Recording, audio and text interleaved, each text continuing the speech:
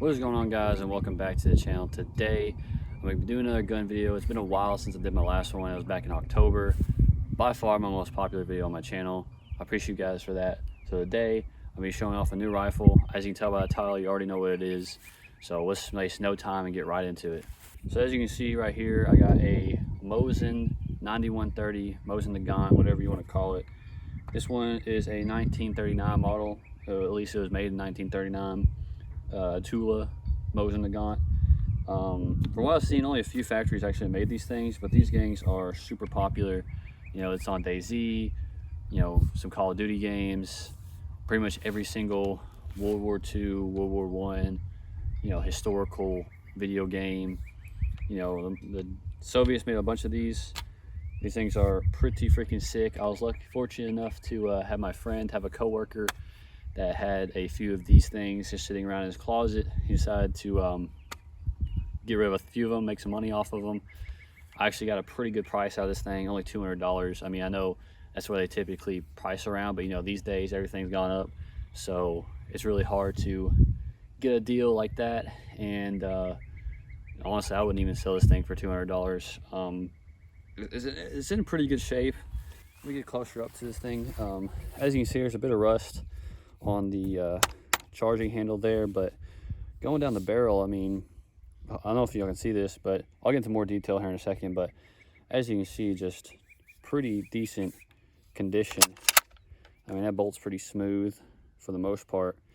You know, I took this thing apart not too long ago, a few days ago, and greased her up, oiled her up, and you know, got her nice and good, got her looking almost, well, not quite brand new. Obviously there's obviously some blemishes. This thing is nearly 100 years old, but yeah, this thing is sick. My friend, he has one as well. He got one a bit fancier, but an earlier version of it. He got a 1925 model, which usually once you get, you know, during peace times, before the war and stuff, you're going to see more details and stuff, so that because they weren't really mass producing them as much in the peacetime.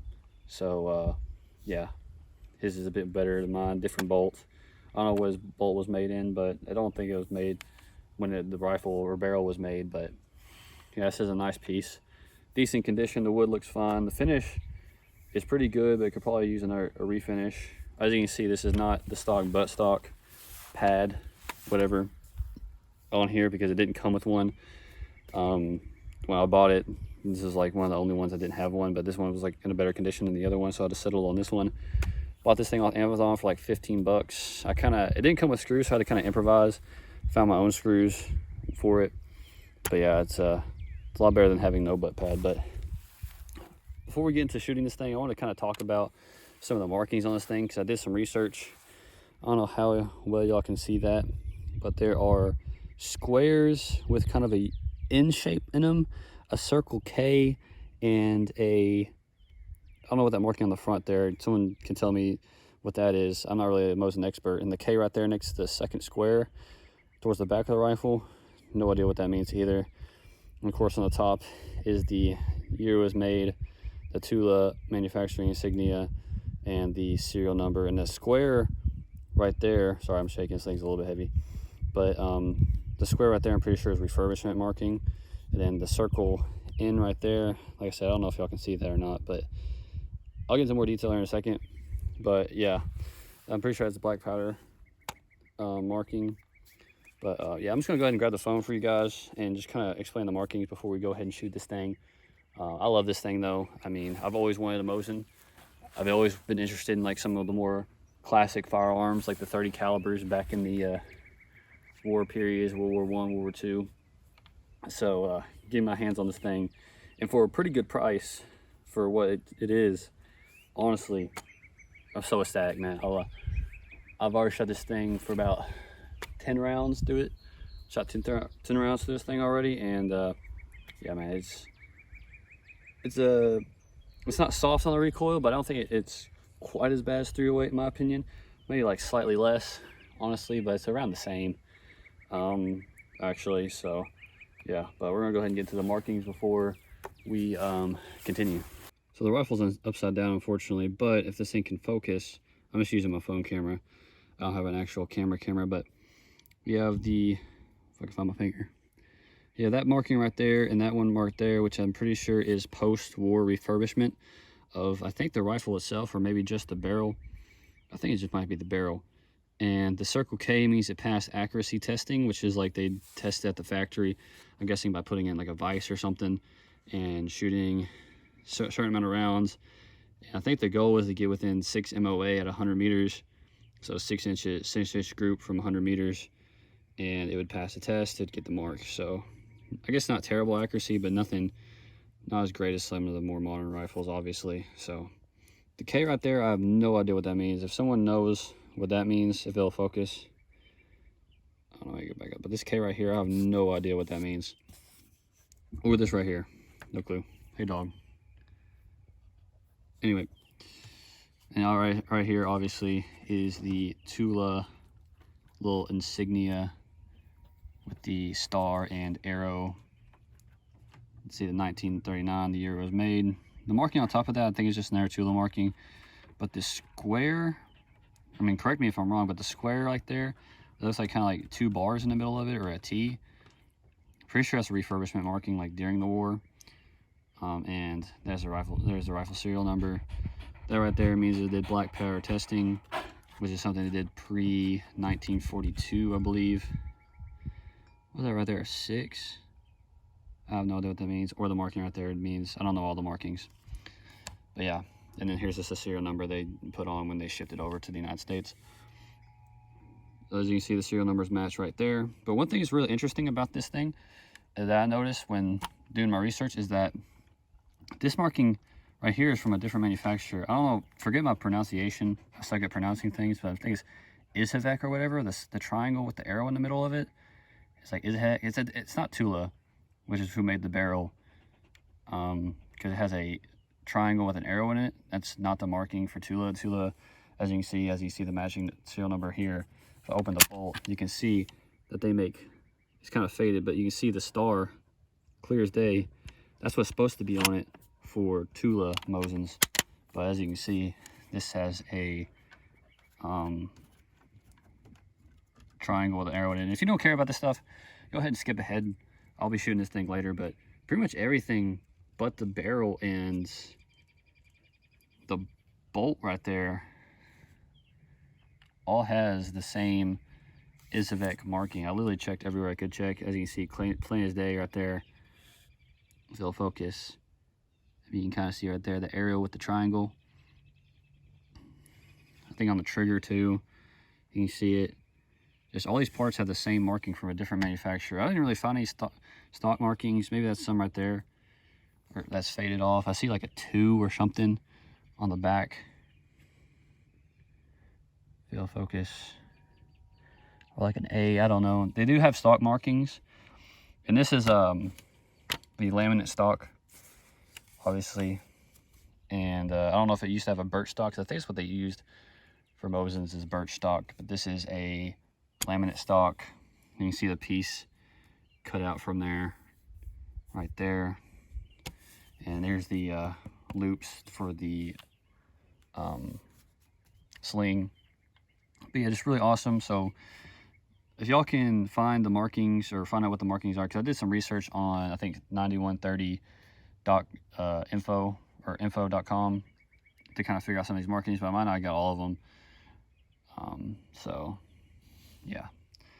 But yeah, this thing goes up to 2 kilometers. Each of these markings is 100 meters. I don't know who the fuck is shooting from 200 meters or 2 kilometers with this thing. That's about 1.25 miles.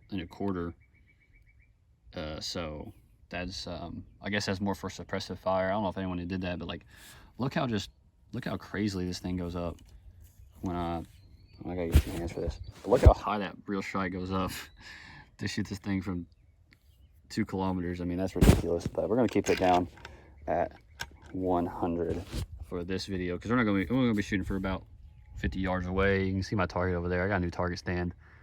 I used to shoot Chewy boxes. Let me flip this the right way. I apologize. But I used to use Chewy targets, but now I'm using a actual target stand to have like a little silhouette target, B-mod target. Not quite a B-mod. B-mods are bigger, but it's like a little silhouette over there. So anyway, yeah, man, this thing is sick. I love it. It doesn't have a bayonet lug, oddly enough, but yeah, I think this thing is in pretty good condition.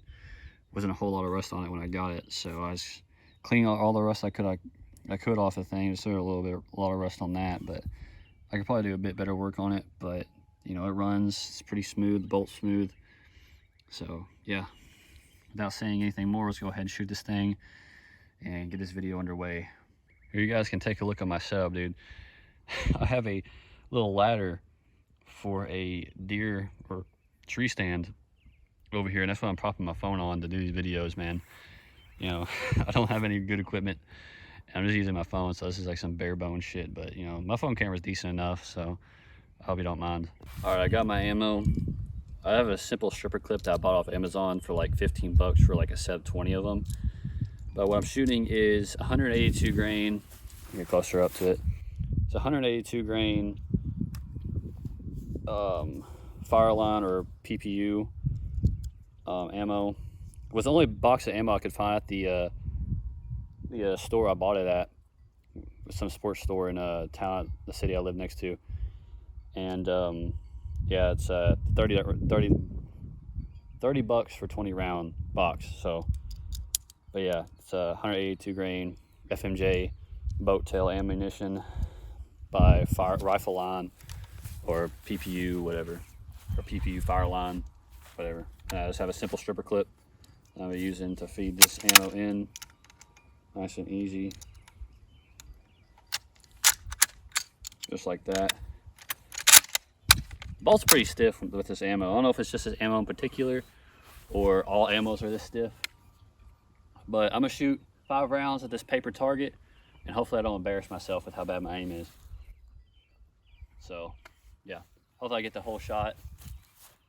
I can't really see what I'm recording right now, but and the safety's kind of weird on this thing. You gotta pull this thing back, and it's spring tension, but I'll talk about more of that later. So we're gonna go ahead and shoot this thing.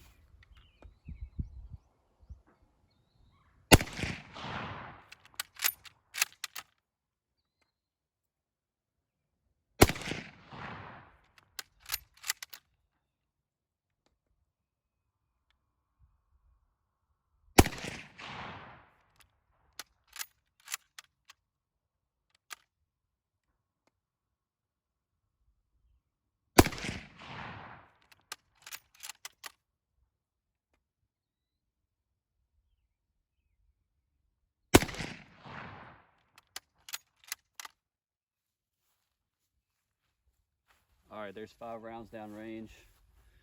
This thing does have some pretty decent kick to it, but it ain't too bad. This is the largest caliber ammo I have. Slightly bigger than 308. I wish I would have brought my 308 to compare. I'll do that here in a minute. I have to get my 308 out and some more rounds. But like I said, this thing kicks, you know, it's got some kick to it, but it ain't too bad. But yeah, man.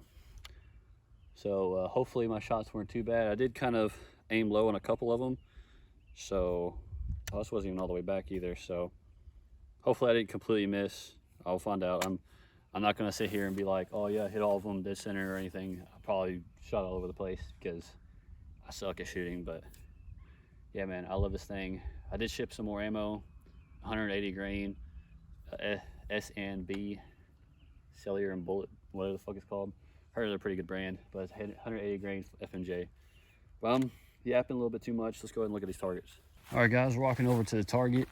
I'm just gonna do like the forward-facing camera because I don't want to be awkward. I don't know what kind of angle I can get on this thing if I looked at myself, but hopefully I definitely hit paper, but I'm already seeing some straight rounds as I'm walking up, so we'll see. We'll see where I hit. Oh, I got some center and mass hits, but they're kind of all over the place. Holy. All right, so it's only 2 of my shots at paper. Like I said, I'd show. I'm not gonna act like I'm some super marksman.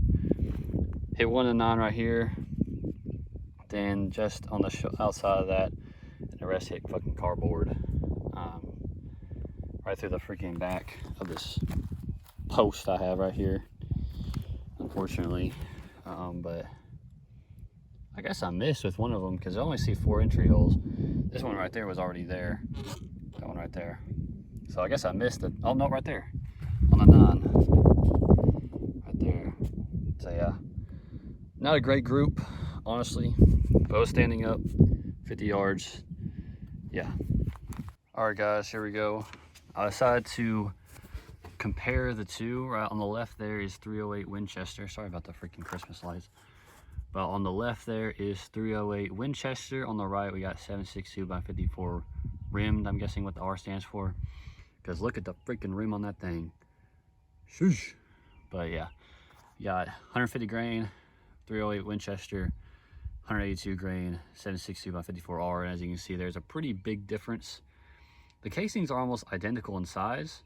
The 762 by 54R has a bit longer neck, but right when it starts the neck down right there is about the same length. So they might have about the same power behind them, but as you can see, a lot larger, heavier bullet coming out of the 762 by 54R, a lot longer. So yeah, just wanted to compare the two. Definitely feel they do definitely feel similar in terms of how the recoil is, but yeah, there you go. All right, so we're not gonna do any more shooting, but I do want to talk about the rifle a little bit more. So one thing I did notice is that you can actually put a Picatinny rail mount. They make Picatinny rail mounts for the rear sight post. I guess you can just slide it on there, kind of like where the rear sight is. Did I say front sight? Rear sight post. You could probably take the rear sight off and put a Picatinny rail right there. But I feel like the scope is going to be super far away unless they kind of go back further, but you can't really put it over the action because the bolt goes straight up like that.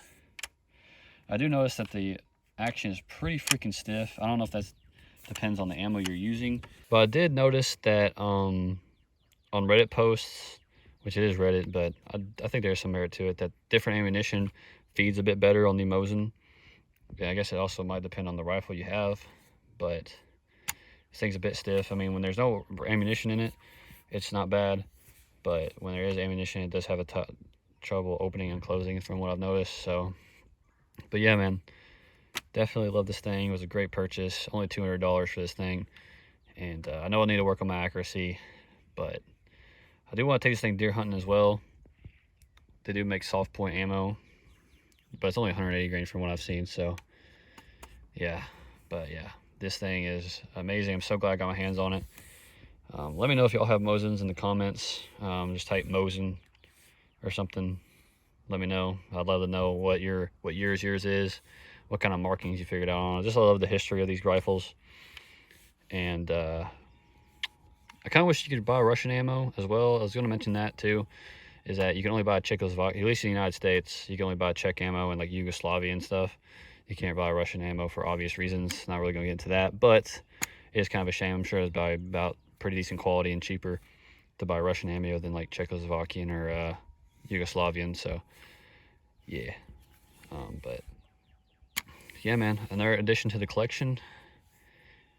Only $200, man. I gave him the money, we shook hands, and that was it. Got this thing. Yeah, it was pretty decent. So just need to work on my accuracy a little bit.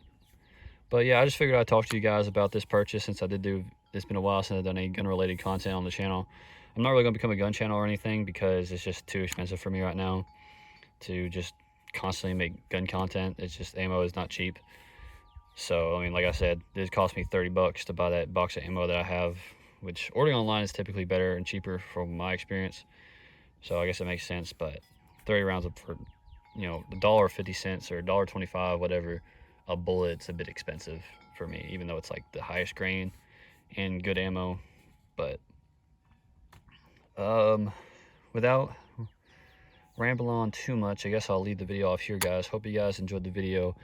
As always, sorry for the kind of trash format. I mean, I don't have a cameraman or anything. I'm literally just doing this all myself. Like, as you can see over there, you can literally see my post. It ain't really focusing very well, but right there, yeah.